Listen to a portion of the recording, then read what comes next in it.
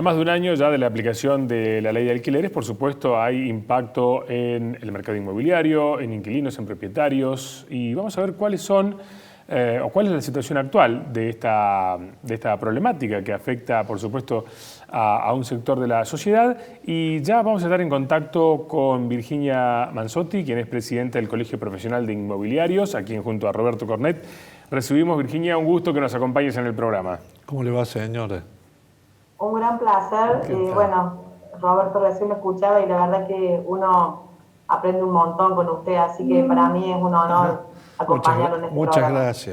Muchas gracias. Así es, nos deleita Roberto con su conocimiento y con la forma a su vez de contarnos las cosas.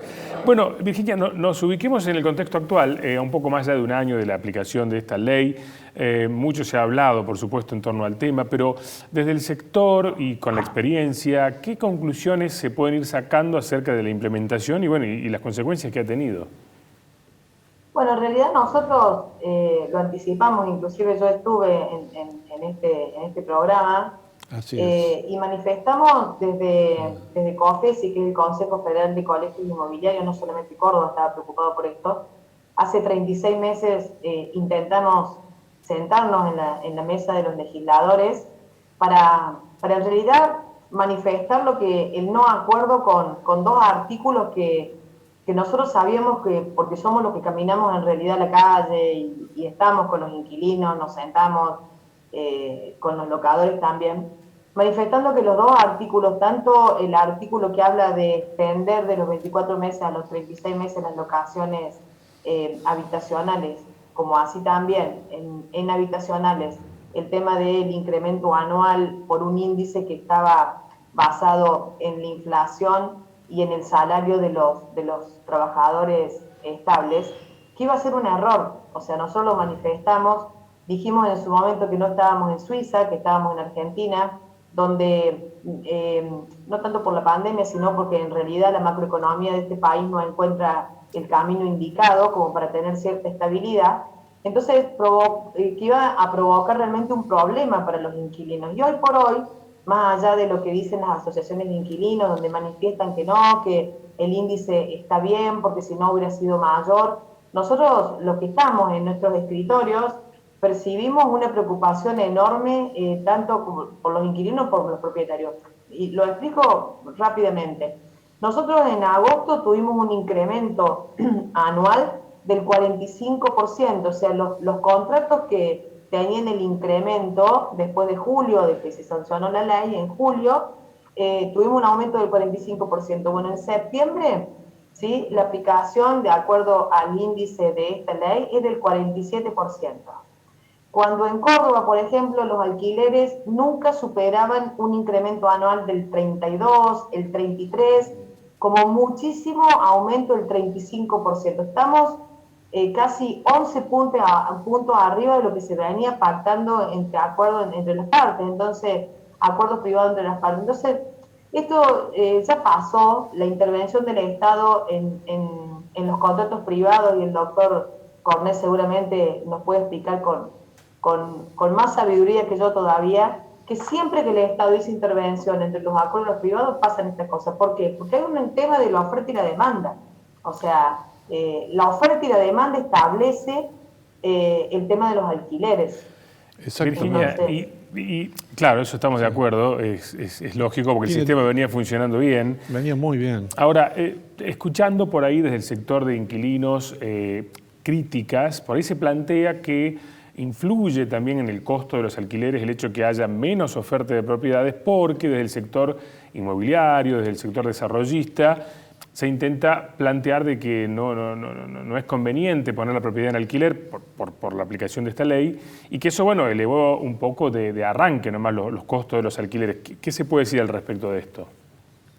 Ese concepto no es ni de los inmobiliarios ni de las constructoras, al contrario, o sea, lo quiero aclarar porque... Claro, no, es desde lo que se dice desde por ahí cuando uno escucha declaraciones del sector. Claro, es los números que hace el propietario, claro. Ariel. O sea, la persona que está percibiendo dos alquileres de dos monoambientes o de un dormitorio, suponete, ¿sí? El que trabajó toda la vida para tener esos 2 inmuebles o un local comercial para que le dé una renta que acompañe Claro. a su jubilación ordinaria, hoy por hoy tiene una rentabilidad que es la más baja de la historia. Sí. Rentabilidad más baja que la historia, que también está dada por la cantidad de oferta que hay.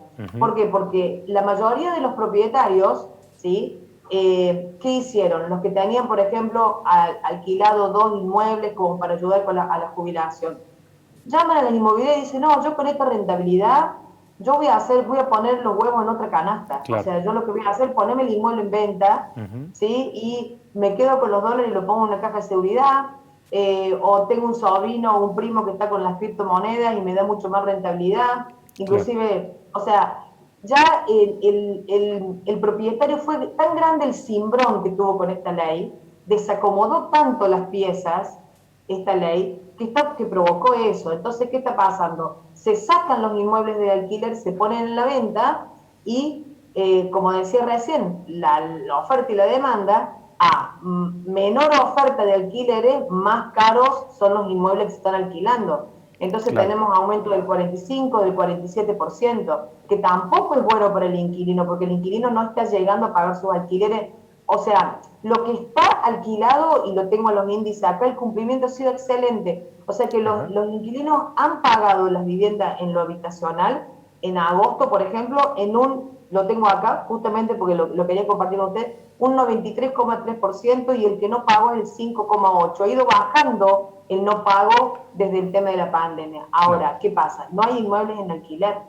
Claro. Y eso incrementa muchísimo los montos. Usted sabe, señora, que yo he visto, antes que se metiera esta ley maldita, como usted dijo muy bien, de la oferta y la demanda, porque había gente, propietarios, que cuando tenían un buen inquilino, no había ni el 50 ni el 45.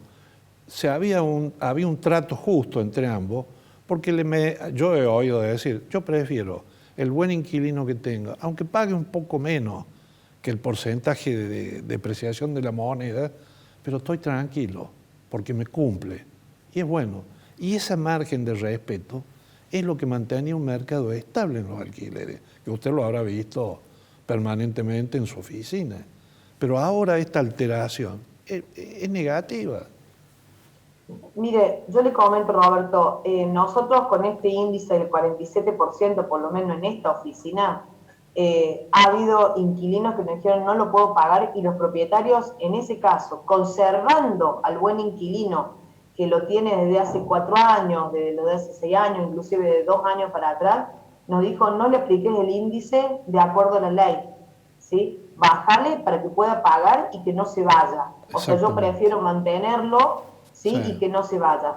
Por eso digo, esto se politizó mucho también. Esta ley que se la debemos a Lipovetsky, que era del partido de Macri, apoyado por el tema de las asociaciones de inquilinos. En su momento, cuando se votó, no sé si ustedes recuerdan, pero se votó por unanimidad la ley. Ahora no hicieron un análisis de la ley, técnicamente hablando, con el sector nunca. ¿Qué hicieron? Y bueno, dijeron, vamos por la ley de alquileres para favorecer a los inquilinos. El populismo en realidad, al tratar esta ley, todos los partidos políticos, ¿sí?, no escucharon al sector inmobiliario diciendo, no, vamos a favorecer. Cuando nosotros nos sentábamos en los escritorios de los legisladores, les explicábamos y les decíamos, ojo con el índice, porque ya había un análisis, una estadística de que la inflación iba a superar el 50%.